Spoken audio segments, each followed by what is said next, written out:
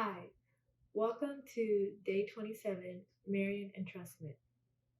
Now that we completed our 3-day mini retreat with Mary, we should have a clear sense of Mary's maternal mediation. This motherly mediation is the key that unlocks the whole theology of Marian consecration. And now that we have this key, we're ready to learn exactly what John Paul means by Marian consecration, or as he usually refers to it, Marian Entrustment. To begin, we need to go back to the foot of the cross. Women, behold your son. With these words, Jesus is entrusting all of humanity to Mary's maternal care. He's making her the spiritual mother of all. And as we learned yesterday, Mary fully accepted this gift with burning love. Next, Jesus speaks to John, the beloved disciple who represents all of us. Behold your mother.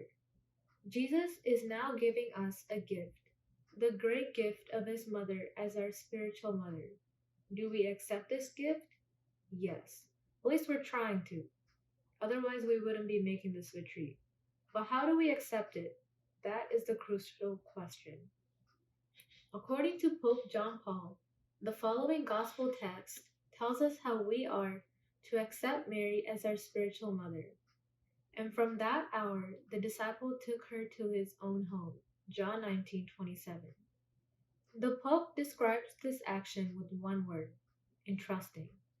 We see an example of this in the person of John, who entrusted himself to Mary, who was herself entrusted to John by Christ. Behold your mother.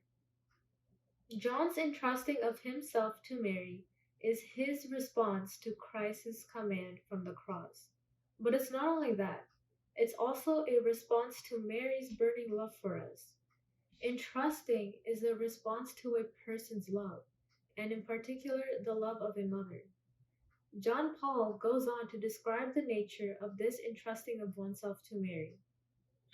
Entrusting himself to Mary in a filial manner, the Christian, like the Apostle John, welcomes the Mother of Christ into his own home and brings her into everything that makes up his inner life. That is to say, into his human and Christian I. He took her to his own home. Thus, the Christian seeks to be taken into that maternal charity with which the Redeemer's mother cares for the brethren of her Son, in whose birth and development she cooperates in the measure of the gift proper to each one through the power of Christ's Spirit. Thus also is exercised that motherhood in the Spirit which became Mary's role at the foot of the cross and in the upper room.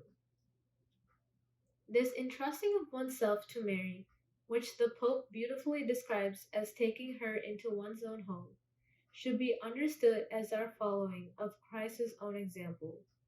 He first entrusted himself to Mary at the Annunciation, and then throughout the hidden life, and as his will for his disciples. After all, he himself initiates such entrustment. Behold your mother. But why does Christ do this? Is it that he wants to distance himself from us? No, he's bringing us closer to himself by giving us to the one who is closest to him, the same one who directs everything to him. Do whatever he tells you. Mary wants to act upon all those who entrust themselves to her as children. And it is well known, says the Pope, that the more her children persevere and progress in this attitude, the nearer Mary leads them to the unsearchable riches of Christ. Again, this is so both because of the unique closeness of Mary to Christ and because of her special role in bringing others into the intimacy she shares with him.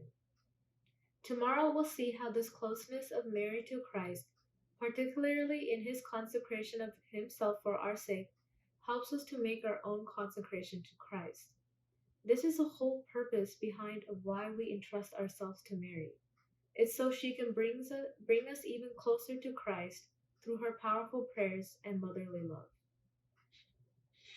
So, when reflecting on today's reading, I've come to realize that more often than not, I've always thought of myself as taking responsibility of my actions, of my thoughts, and what I say and what I do, but that doesn't exactly align with what Jesus commanded all of humanity to do when he said to John, "Behold your mother."